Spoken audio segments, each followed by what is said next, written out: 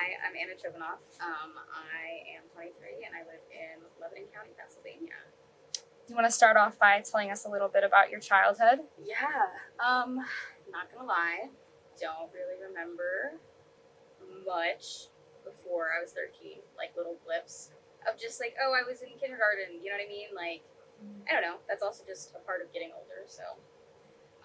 But I really remember being, I use this word conscious as like how I like mainly remember myself. The biggest memories I have of the youngest parts of my life, like the ones I retain the best, are when I was in 6th grade and a really awkward anime kid. And it kind of haunts me. And it haunts me just in the sense of like, I was this innocent anime kid in 6th grade, and then 7th grade I had like a quote unquote boyfriend. And you know, that's also, we're talking 2011, 2012, so this is the dawn of Instagram and social media sites and all of that shit. Like YouTube is just taking off. And yeah, so, you know, flash forward, I'm 13.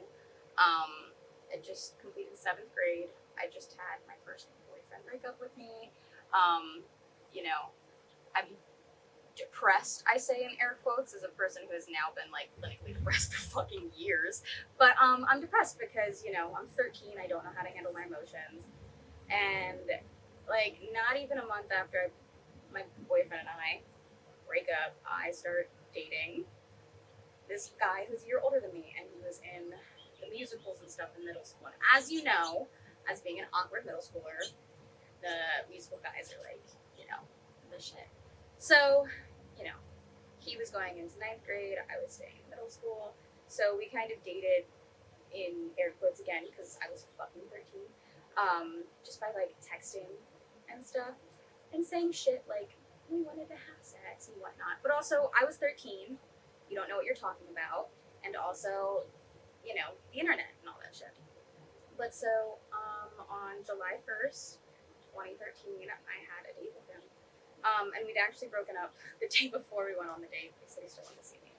And we went to the movies, and even though he was a year older than me, he assaulted me. And we were in the back corner of one of the theaters, and he actually put me in the corner, put him next to me, and literally cornered me. So I couldn't get away and do anything. My dad had dropped me off. And, you know, I have memories of saying no. It was 10 years ago. I was literally 13. I'd never seen anyone's genitalia besides myself ever. Like, I was real young. And it was weird because I remember my memories make the guy that did it feel a lot older. Like, it makes him feel like he was 20 or 30 just because of the age difference and honestly the power difference. Because, you know, that's what it is. But so, yeah, it's weird. That was recently, just 10 years ago. So I hit my 10-year trauma-versary recently. Hot girl shit, hot bae shit, sorry. But, yeah, it's really weird to look back and think about it because I remember, like, a whole lot. I suffered immensely from that. I didn't really know what happened to me because I was in 8th grade. I'd never had a health class besides, my 5th grade teachers briefly explaining in front of the entire 5th grade what birds and bees were and what it's like to get your period. So, and my parents never had a sex talk with me. So I knew what had happened to me, but I also didn't know what happened to me. And I definitely didn't, at 13, I definitely didn't know the repercussions of what happened to me. I remember coming home after the movie, after my dad had picked me up, and like just locking myself in my room and crying because like I was so confused. And that's when, like, you know, before I had like my social justice, third wave feminism in the early 2010s, like reform by joining Tumblr a few years later. But like I just didn't know what happened to me, and there was no one I could talk to about it because I was literally 13. And so the people I did talk to about it, at church camp, exist, came back to school that following year in 8th grade and told the entire 8th grade class what I'd done. And that it was my fault, and then I put myself in the position of wanting to have sex with him. So Yeah, it's interesting that you say what I've done. Yeah. Like, even the way you just phrased that. That's... Yeah. Like, it was all about me. It was like all about that, like, oh, I went after him because I wanted to have sex with him. Right. Like, no, I didn't. As someone who has now sustained like years of trauma from that one singular event, like, no, I didn't go after him. And I can say that 110% with confidence. And so yeah, that just like fucked me up real bad. And then it was always weird because as high school is in bits and pieces because, you know, I'm getting a dash of trauma here and a dash of trauma there. Did you continue communication with the person who was? Oh yeah, and it's mainly, well, he ghosted me, of course, Right. after what had initially happened, and part of that was because he went to the high school and I stayed in middle school. So that fucked me up even more because here is this person that has done this, and here I am, like, randomly running into them at like inter-school events and stuff like that, and I don't have like daily communication with them, and it's also like he did that, so I'm 13, and that means he must have feelings for me, and then the isolation of all of that is just like fucked when you're 13 because you don't. Yeah, I remember like that fall of my 8th grade year, like having a mental breakdown because I was like ready to kill myself because some girl had told the entire grade what I did. Right. And it was just like, I wasn't actually going to kill myself, but like, as someone who has now been diagnosed with post-traumatic stress disorder by too many people, like, you know, that's what you think about. But yeah, so I just kind of like remained really fucked up my 8th grade year, just very out of it. And then towards the end of my 8th grade year, I started thinking about my sexuality and my gender. And that is also around the time I joined Tumblr and joined a community of online people and learned about, I basically had to teach myself what happened to myself. And I tried explaining that to a therapist once. And he was like, so you're a sex guru? And I'm like, And how old were you at the time? 14. Great. But yes, I'm a sex guru. No, I learned everything. So if my friends had ever gotten assaulted or decided there was someone they wanted, you know, have sex with for the first time, I knew stuff and I could help them. You know what I mean? And so, a part of that though was also very like disassociating because I was learning this, but at the same time, like not fully acknowledging that it happened to me. Like for the longest time, pretty much up until I started to go to therapy, I was in limbo about whether I was actually assaulted when I was 13. Because I didn't, yeah. Well, from the last time I was assaulted, I was in limbo. Whole other thing. But yes, I started learning these things about, you know, female reproductive systems, and this is also around the time of the start of the Me Too movement and all of this different stuff, and, you know, really being there for women's rights, now intersectional rights and all of that good stuff. But, like, it was really empowering, but at the same time, it didn't feel like me. Like, it didn't feel like I was the person with these body parts. And so I actually, transitioning into my 9th grade year, I'm back at school with him, and he is in all the music programs, and I'm in all the music programs. So I am seeing him every day of the week, including overtime on weekends for music stuff, because I was on pretty much all the same programs he was. It was heartbreaking because he had a girlfriend, and I just had to, like, you know, sit and watch. But they weren't that serious because he'd frequently text me and pull me into the side hallways in our high school. And, you know, we had this weird on-again, off-again thing, and I helped him cheat for like 3 or 4 years. And I've come to learn this fancy word called the positive feedback cycle, that if you experience PTSD in any way, shape, or form, it only happens. First examples is like war veterans. They'll come home and they'll watch war movies as a way of normalizing their trauma, as if they can sit through a war movie, that means they can deal with what emotions they have. The same is true for assault survivors. They will either go into like OnlyFans, stuff like that online, or they will continue sleeping with their abuser as a way to empower themselves. I was 14. I didn't fucking know any of that shit then, but like I was 14. And so, you know, throughout high school, I had a relationship with him the entire time. He had a girlfriend the entire time. Different ones, but, you know, and a girlfriend the entire time. And I knew I wasn't the only one. There was like multiple girls that all had relationships with him. But yeah, as you can imagine, just not a great relationship with sex from the beginning. Around 14 going on 15, I really started to question my gender. And pretty much the second half of my freshman into about like, honestly, my entire 10th grade year, I was convinced I was trans. And that's like a whole thing. And part of it was, I think it was a way of protecting myself from the trauma, as a way of like, okay, what I endured was really violent for how young I was and what I was forced to do for how young I was, especially with, coming to terms with the person was only a year older than me. Jesus. They were only a year older than me in result. But I just felt like, because of the way I felt assaulted, it only made sense for like two men to be like that. Do you know what I mean?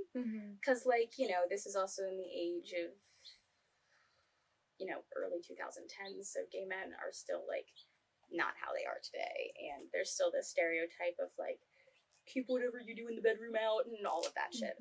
And I don't know, for some reason me being male and enduring what I did made more sense than me being female. And that was solely just a way of me to disassociate from what happened. And that's what I contribute to my non-binariness, because like, I was ready to start hormones. I was ready to start wearing a binder. Like, I've been ready to get these chopped off for years, but that's just because they're big. But yeah, and then my 10th grade year, I officially lost my virginity, even though it's a construct. And I thought I loved him, and I totally didn't. But, I was in 10th grade, and he ghosted me soon after. Was it with that same guy, or no? It was someone different. Okay. It was someone different I'd started a relationship with, like, pretty much virtually. They lived in a super religious household, and so it was very exclusive and hush-hush. Not a lot of people knew about it. But lost my virginity, and then he ghosted me, and it was the knife in the back all over again, because it's like reliving that trauma regardless of like the situation, even though what I'd done when I was 15 was completely consensual between both of us. Like, neither of us were under the influence, you know what I mean? Like, we were 15, 17, we wanted to have sex. And, then I just didn't see anyone but the guy who had assaulted me on and off for like the next year. And then this is like junior year now, I guess. End of my junior year, second half of my junior year, my grandfather died. And that sucked. But I'd also just started talking to someone who I worked with at my first job at Wendy's. Jesus Christ. He was 20 and I was 16, so you connect the dots. But we started dating like literally 3 days after my grandfather died. So like, just me absolutely vulnerable, and I had like too much sex with him all the time. Literally had to start birth control because of him when I was 16, 17. And it was just a bad relationship. All we did was have sex, but I was also 16. But then he was also 20 and didn't have his driver's license, so I would drive him places. But that was also like my brain being like, oh, I've done all of this when I was younger. Like, I'm mature enough to date a 20-year-old. I wasn't at all. He broke up with me and then hooked up with the one woman that did heroin at my work. So I quit contact with him. And that was, I was like, oh, it's my first real relationship, and it wasn't. And I soon started dating a guy in between the summer of my junior and senior year. He was one of the most emotionally manipulative people I will ever come in contact with, ever. Like, just so insanely fucked up. Like, very possessive.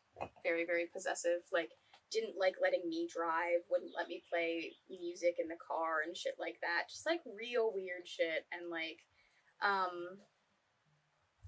it had gotten to the point where he had no friends of his own. He went to a different school. He had no friends of his own at his own school. So he tried to become BFFs with all of my friends in my friend group, which also meant going behind me and trying to date one of my best friends, as she was just breaking up with her long-term partner. So just, this, like, he convinced my best friend to talk him through breaking up with me.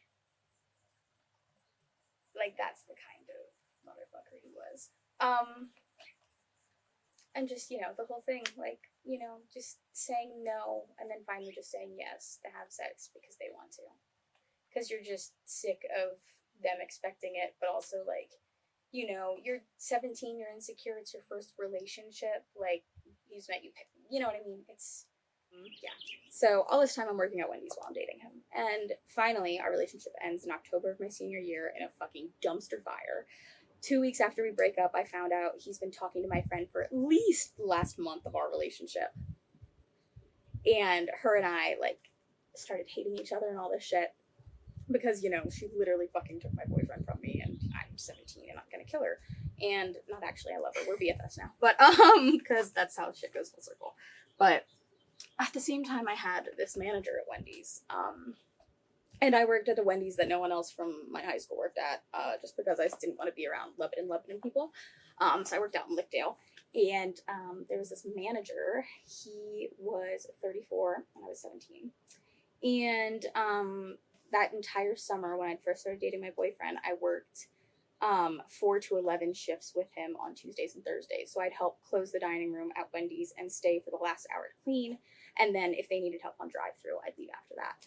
And he and like one other manager would be there at night and like maybe one other person, but I was also way too mature for my age because of being assaulted when I was really young. So I blended in with adults even though I was much younger than them. Like a good friendly work relationship, and I didn't really think anything of it. And then, per Wendy's company policy, wait, did I say his name? Thank you.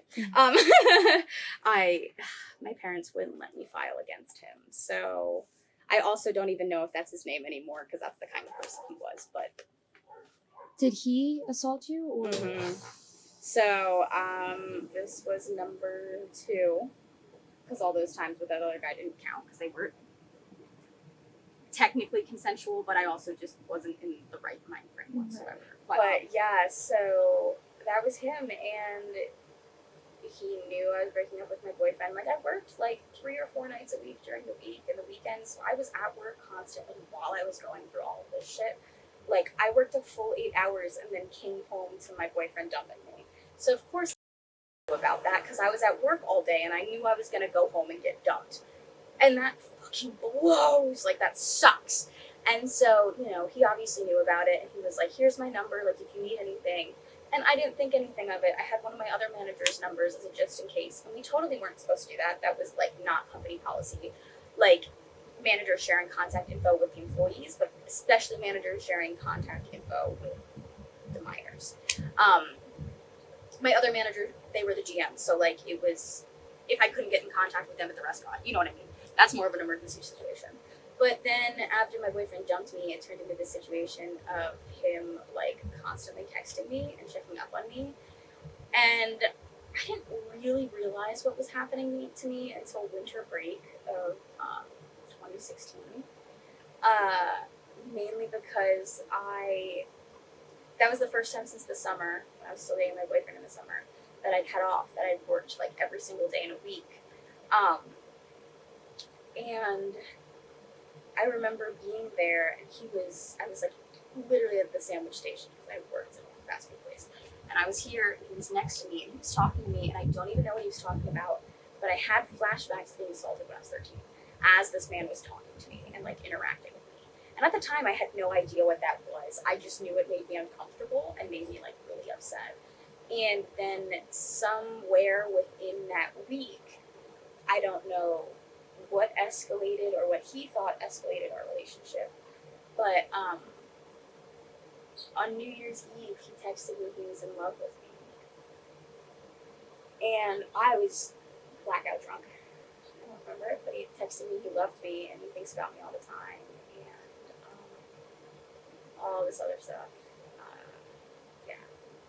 And his wife was pregnant at home, 5 months.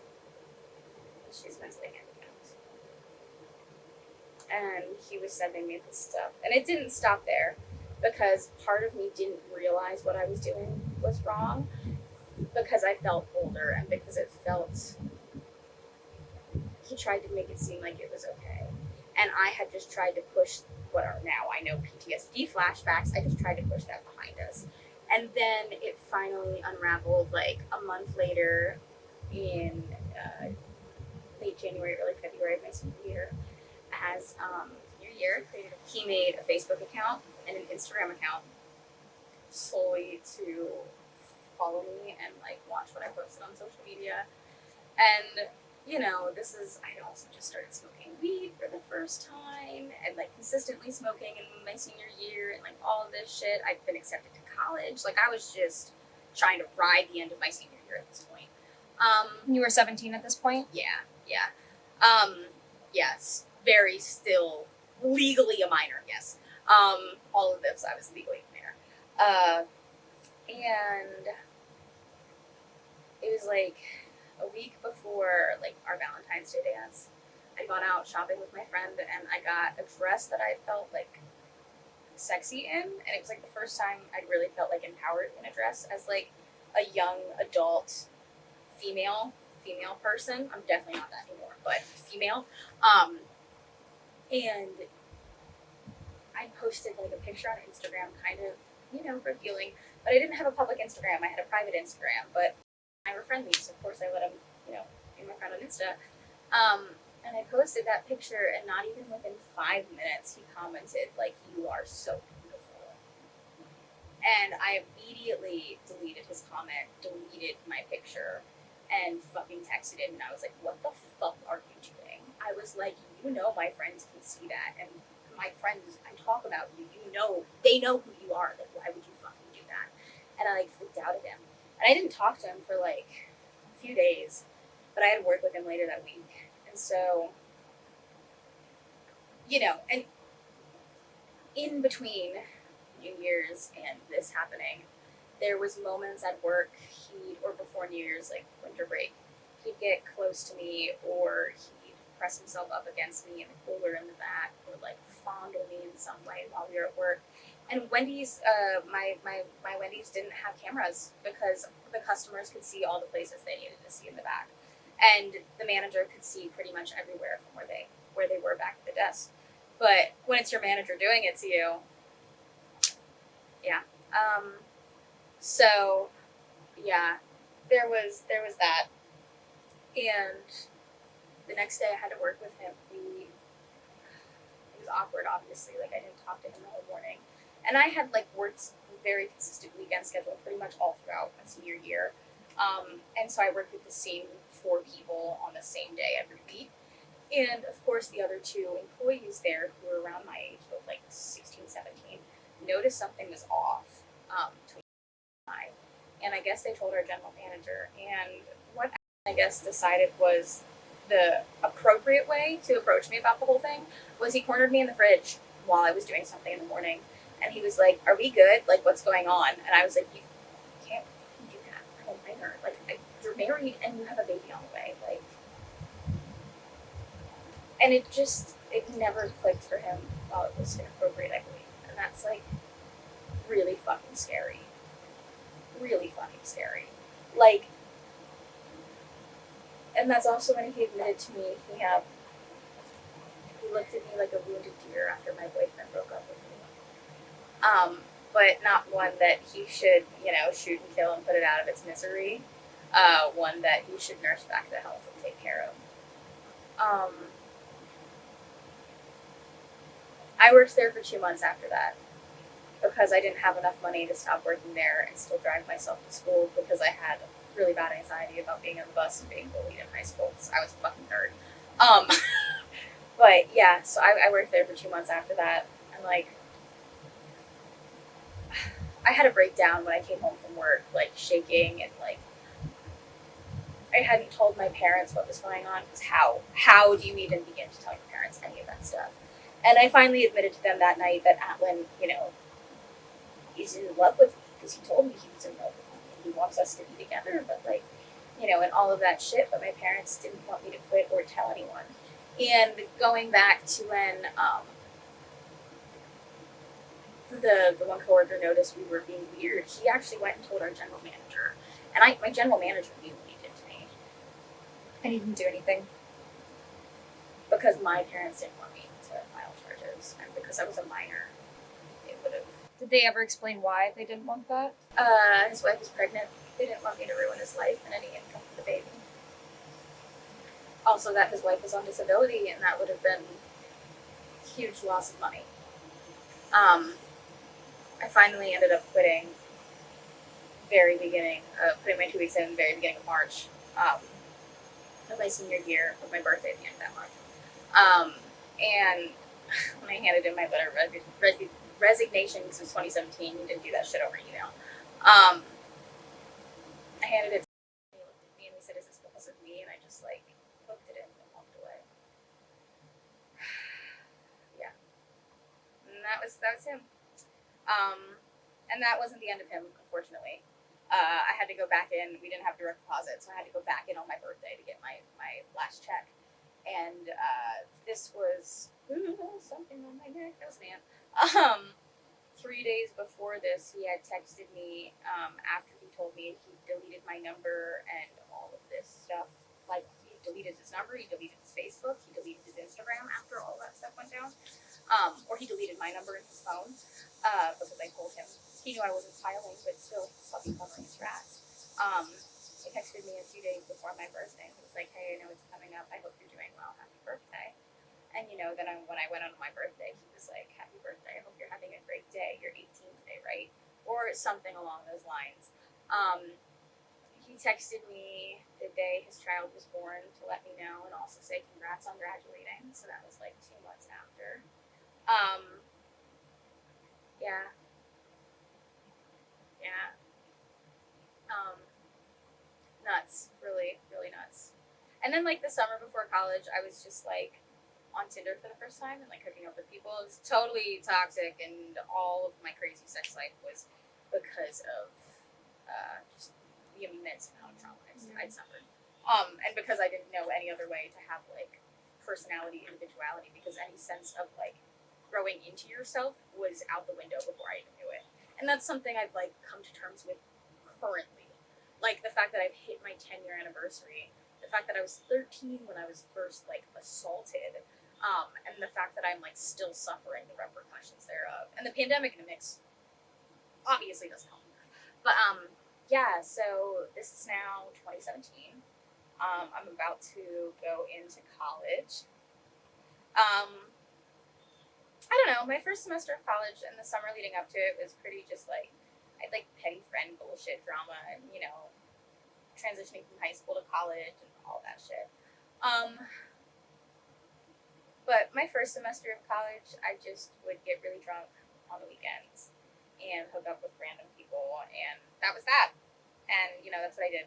Made friends through the sport I played, and, thought I had a pretty good friendship with them. They are actually terrible people. Go figure. But, yeah.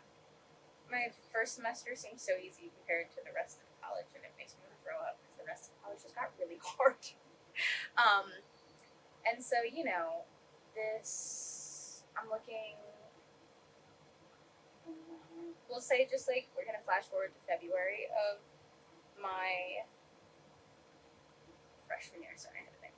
And I'm on Tinder, and I'm seeing multiple different people a week because I'm not coping with, any of my life well, and I'm also 18 and in college, so I'm like, fuck yeah, I'm gonna fucking do what I want, I'm gonna own my body, I'm gonna, like, live my fucking life, like, I'm away from my family, around new people my age, why the fuck not, kind of thing. As literally the majority of the US population that goes to college does within their first or second year. And then I started talking to this guy on Tinder, and he never showed up on Tinder the first semester I was on campus because he took a semester off to go do service work somewhere. So, even though all of my hookups were just hookups, I was always like, oh, but what if? Even though I was never actively searching for a relationship. But I consistently talked to him for like 3 months, 2 or 3 months after this. And, he'd come over and we'd go smoke somewhere off campus, and then we'd come back to the dorm and have sex. And it wasn't just the having sex, it was the having sex and he'd actually text me. And that was something I hadn't had since I had a boyfriend. And that was like a big deal because, it's college, and you're like, okay, you feel like you transitioned out of that like younger high school age, even though you're 18 and you still don't know jack shit. But it felt like a big deal, and he would text me in a way that felt like a relationship, and then we would have sex, and that was like the codifying too. Like it really like solidified my feelings for him. And then like literally right before my birthday, he told me he doesn't want to be in a relationship. And you know, whatever.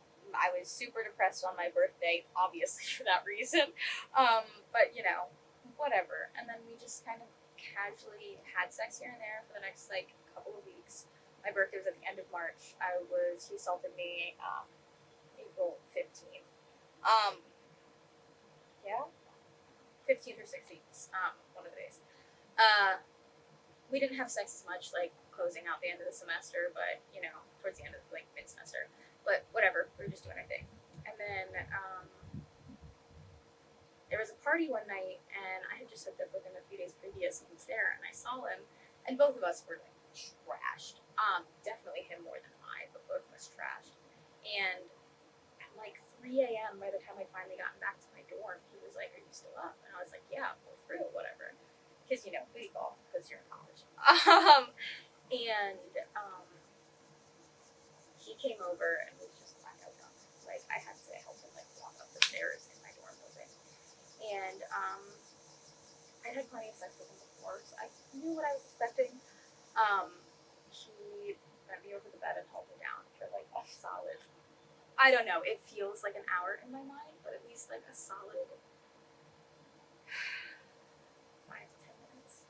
And when a person who is, even though I'm a bigger person, when a person double your size is blackout drunk and like holding you down, you can't move. Like they can barely control their own body, and their only things to lay on you and like get you to do them, like you can't move. And as much as I like tried to push, and I was also drunk, so that doesn't help. But as much as I like tried to push myself off as many times as I said no, he didn't stop. And then finally the condom broke and I left. And I didn't hear from him for a month. What do you think the turning point within that interaction was, where you felt like you decided no, you didn't want that anymore? It was like a millisecond. Like it was 1 second I was on my back, the next second I was on my stomach, and the second I was on my stomach I knew something was wrong. Like I wasn't enjoying it, it hurt. And the fact that I was like trying to push myself up just to be more comfortable, and he was holding me down. And then the second no hit my lips was like triggered the other two and triggered that fight or flight. And I was like, okay, I can say no, but to survive this, I just need to lay here and take this because I physically can't get involved with me.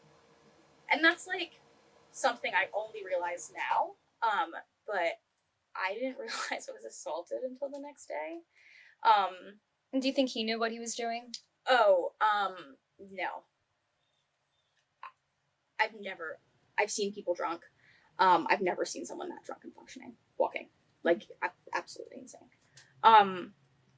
And I know he didn't know what he did, and I'll get to that in a second. But the next morning, I went to breakfast with my friends, and I was like, oh yeah, I had sex with so-and-so last night. It was a little more aggressive than usual, and you know, I boasted about being kinky in college, which really wasn't anything, just white men wanting to get off, but, you know, I was like, yeah, he was a lot more aggressive last night, and my friends, one of the people I was at breakfast with was like, he has a girlfriend, doesn't he?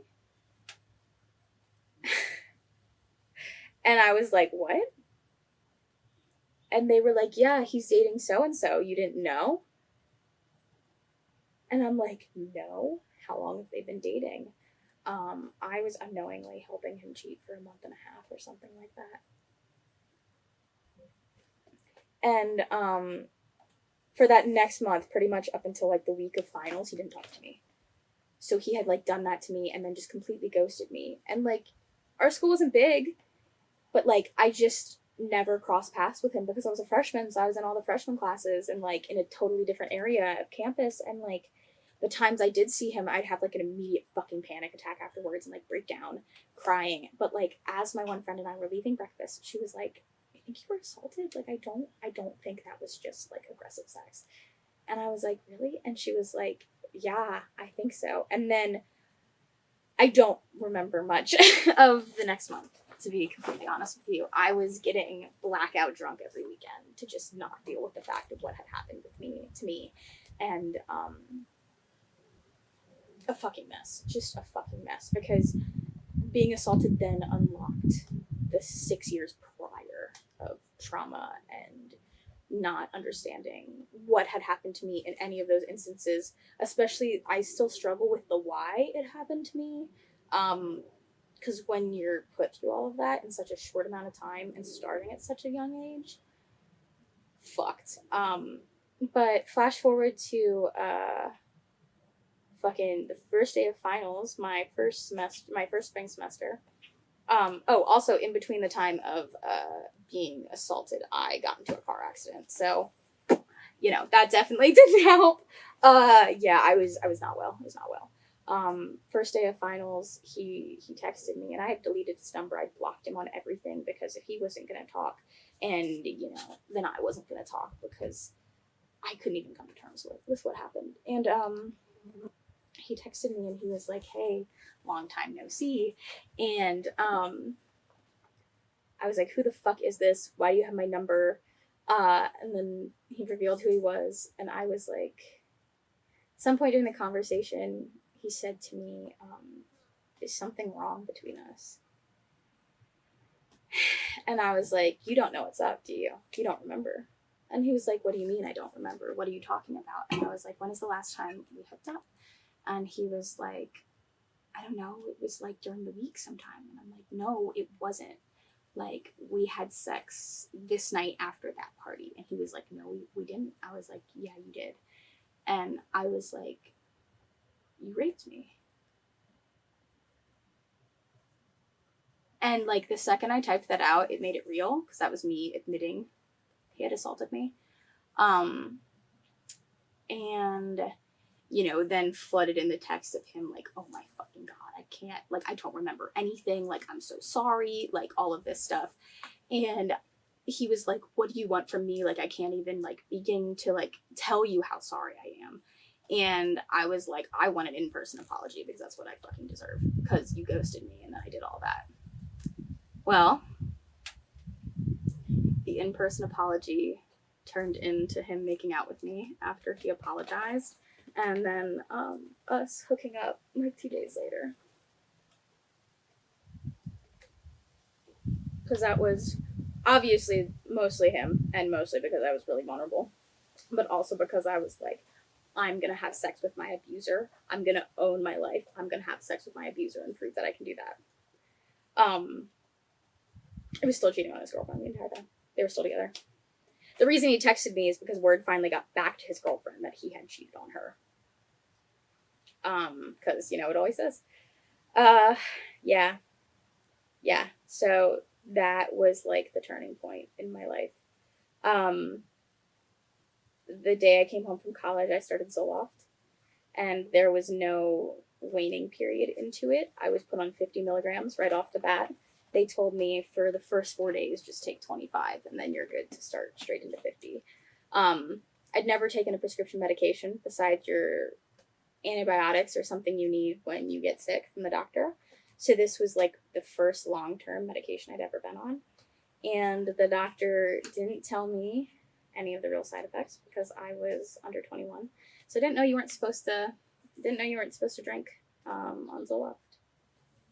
And that summer I coped with like a fifth every couple of days and constant booze and constant weed and constant unsafe sex and unsafe everything, because I just was a shell of a person after that. I still had a virtual relationship with this guy, like sexting him throughout the summer. Even he was with his girlfriend the entire time. And it was like other people like significantly older than me because I was just looking for, I don't know, gratification of being like accepted and wanted and needed, because it just made sense in my head. I ended up having sex with the guy who had assaulted me when I was 13. 2 weeks after I'd come home from the semester, after I just had sex with my other abuser. And after him and I, the guy from when I was 13, after we had sex, we were sitting there afterward, and he was like, "Oh yeah, my girlfriend just dumped me. I can't do this, blah blah blah blah blah." And I was like, "Oh yeah, I was just assaulted like a month ago." Yeah, and just like looked at him like that, and then he was kind of quiet and looking down, and I was like, "You know what you did to me, right?" And then he got up and left. And I don't remember a lot of that summer with the drinking and the medication and just all the dangerous things I was doing. It comes back in blips and Snapchat memories. And So, yeah, that summer was just not good, and it was it led to my eventual downfall, aka uprise, because that's when I was finally convinced I needed fucking therapy. I had a bad therapy experience when I was going into 9th grade. Like, the day before 9th grade, I had a complete and total mental breakdown and sat in my hallway and cried for like 3 hours. Just because like I was terrified of high school. Mainly because I was gonna have to go back to school with my abuser. Even I couldn't tell my parents. But I just had a bad experience. You mean college, right? No, actually going into high school, because the first guy was gonna be in 10th grade and I was gonna be in 9th. I had like a complete anxiety attack about being in the same school as him. In Okay, college, sorry, I flipped the time. You're so good. In college, I actually had a class Monday, Wednesday, Friday, and a different class Tuesday, Thursday with the guy that assaulted me in college. in college. Like a year after it had happened. Yeah. Why? How did that affect you? I actually helped him pass the one class just so he'd fucking graduate so I wouldn't have to deal with him anymore. It was weird. After he... So, towards the end of this summer, the Zoloft had been making me feel really weird. I wonder why. Yeah, because, I wasn't taking it responsibly or taking it with things responsibly and that shit. And so my doctor was like, "Oh yeah, just wean off over a course of 6 weeks." And I had been on it for a good 4 months, and it takes 6 weeks to regulate it, but on that high of a dose that early on, never having been on anything, they weaned me off a bit too fast. So I started going through SSRI withdrawal when I got to college at the beginning of the semester, and that was a whole trip because the guy who assaulted me my freshman year didn't pay any attention to me at all when he saw me anywhere for the rest of that semester after he assaulted me, right? The second I got back on campus sophomore year, he said hi to me there's an ant in my coffee. He said hi to me at every single second.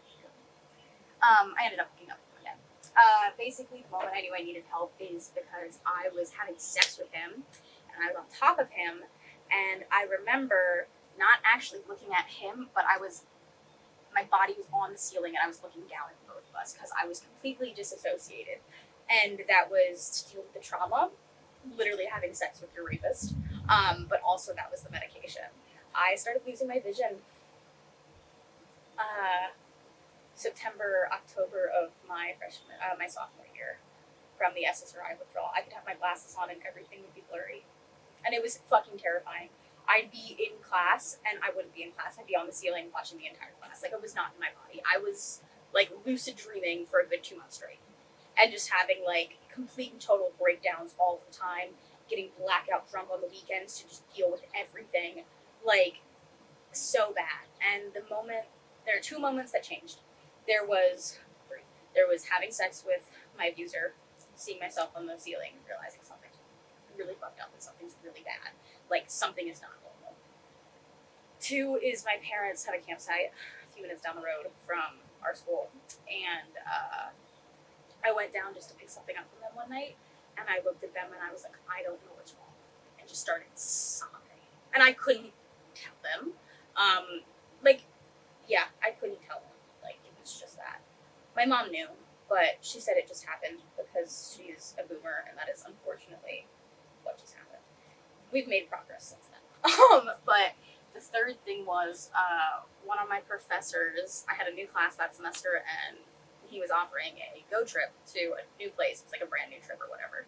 And I was like, I asked him for a few minutes after class, and I was like, "Hey, can you like tell me about your program? I'm pretty sure I want to like go abroad for a semester But like, I don't know, I'm kind of rethinking it. And he's like, why are you rethinking it? And I was like, I don't know, my mental health just isn't really great. And, you know, he looked at me and he goes,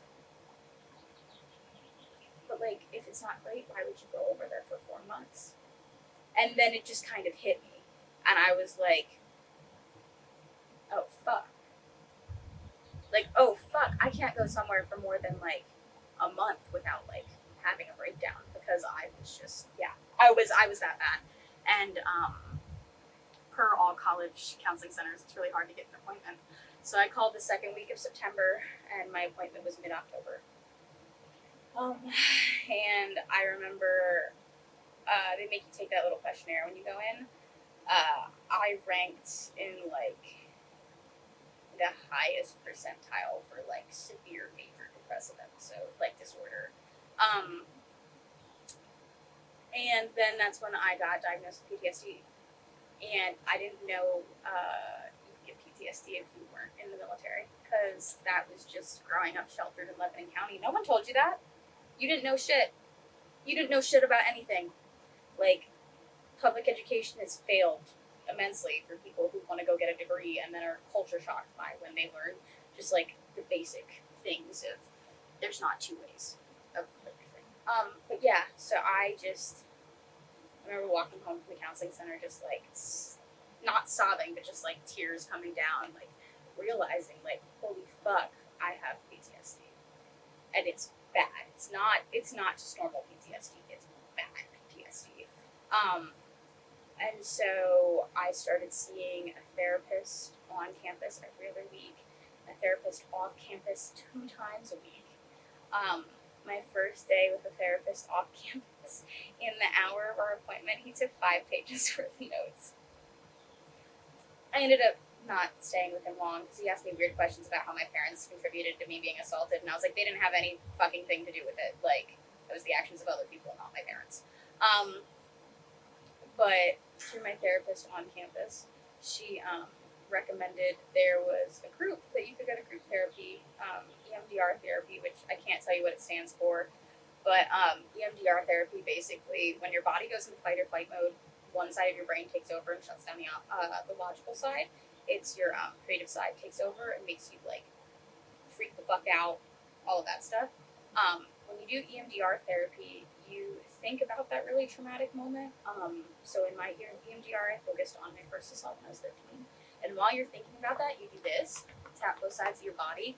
And what that does is it fires the other side of your brain on so you can logically think about the traumatic event without feeling like you're stuck there.